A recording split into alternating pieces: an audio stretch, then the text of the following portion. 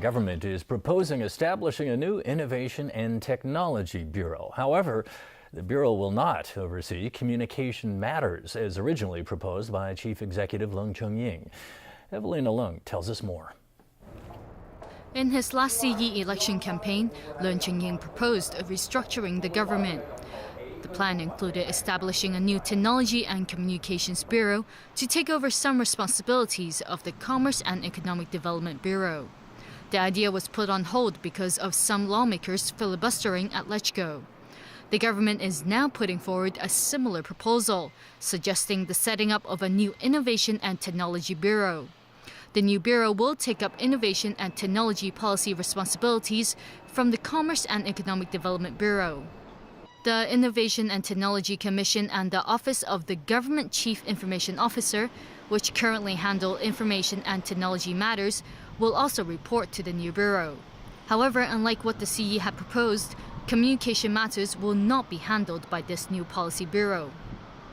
Instead, telecommunications, broadcasting and creative policies will be managed by a new Communications and Creative Industries branch under the Commerce and Economic Development Bureau. Sources say the government is planning to review and merge the Broadcasting Ordinance and Telecommunications Ordinance together. This is too big of a task to be handled by the new bureau. The new bureau is expected to cost taxpayers at least an extra $29 million for a 12-month period from 2014 to 2015. Government sources say many have been demanding the establishment of this new bureau, and the administration hopes that lawmakers will take this into consideration and approve funding for this proposal as soon as possible. Evelina Lang, TVB News. Chief Secretary for Administration Carrie Lam says she still needs to examine closely a proposal by a group of academics for the public to recommend chief executive candidates to decide whether it's legally sound. Vicky Kung has more. Carrie Lam today met with the New People's Party on political reform. The party plans to submit a proposal to the government later this month that would enlarge the electoral base of various subsectors in the nominating committee.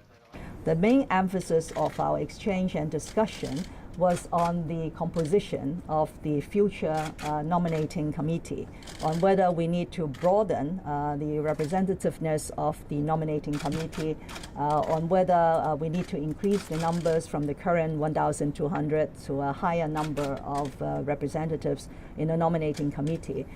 On a proposal recently put forward by 18 academics calling for the civil recommendation of chief executive candidates, Lam said it represents a good starting point for discussion.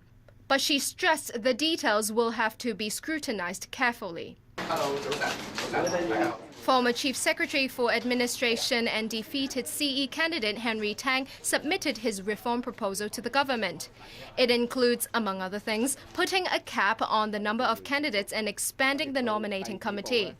He explained why it's better to have a smaller number of candidates. And I very much believe that each candidate should have sufficient time so that he can fully elaborate and explain on his views, on his vision of what Hong Kong should be like.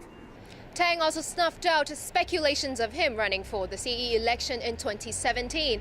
He said he will be almost 65 and a retiree by then, and insisted that he should leave the opportunity to the younger ones. Vicky Kung, TVB News. Zenith International Education Foundation has denied claims it started accepting students before registering its new Tin Shui Wai campus with the Education Bureau. Zenith is taking over the campus from another kindergarten. Stephanie Cho reports. Some parents have already signed their kids up for a spot at Zenith. I rushed there because you won't get a spot unless you pay, said this parent. She said she paid more than $2,000 in registration and miscellaneous fees.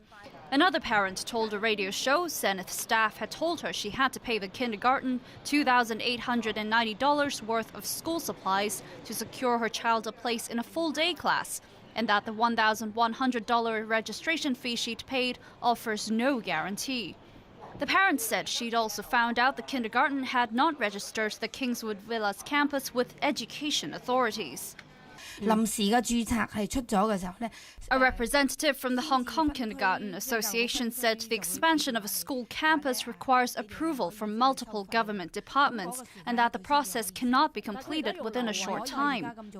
Secretary for Education Eddie Ng assured concerned parents all schools have to register with the Education Bureau before accepting students. He added before May each year, the maximum registration fee kindergartens can charge for half-day classes is $660 and for full-day classes $1,150. We understand the new school sponsoring body, which will take over this one, also be planning for the parents' gatherings and others, together with a number of those issues, like whether they have collected fees early in the cycle, all these things.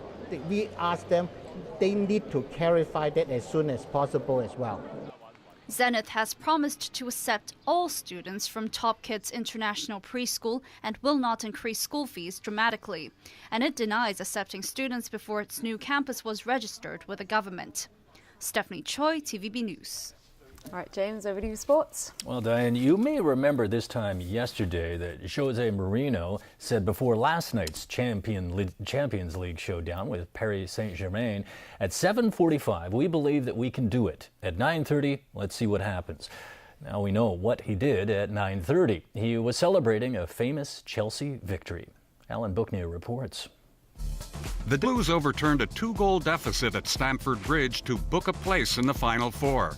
Andre Shirley scored in the first half. A late goal by Demba Ba completed the dramatic win over 2 legs. And that's the news for tonight. Thanks for watching.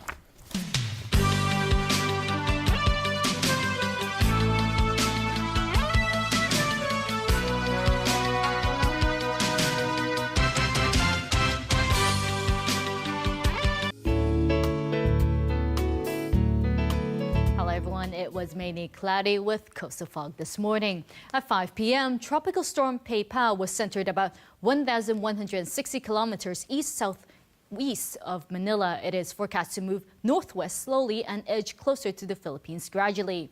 Up until 5 p.m., today's temperatures ranged from 19.8 to 26.5 degrees. And the current temperature is 23 degrees Celsius. So, Freddy, how's the weather tomorrow?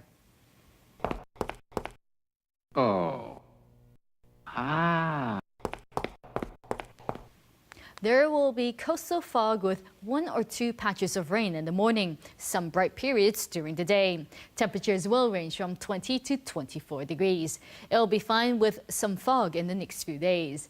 Tomorrow's air quality health index will range from low to moderate, and the maximum UV index forecast for tomorrow will be about 6. Now, here's the latest global weather update. Cloudy in Shanghai, Taipei, and Xiamen. Cloudy in Guangzhou, Macau, and Chengdu. Cloudy in Beijing and Seoul, sunny intervals in Tokyo. Showers in Bangkok and Ho Chi Minh City, thunderstorms in Manila. Thunderstorms in Kuala Lumpur and Singapore, showers in Jakarta. Sunny intervals in New Delhi and Mumbai, sunny in Karachi. Sunny in Cairo, showers in Nairobi. Sunny in Brisbane, rain in Sydney and Melbourne, showers in Auckland. Showers in Toronto, sunny in New York. Cloudy in Vancouver, sunny intervals in San Francisco, foggy in Los Angeles. Sunny intervals in London, sunny in Paris and Zurich, cloudy in Amsterdam and Frankfurt. And that's the weather. Have a great evening.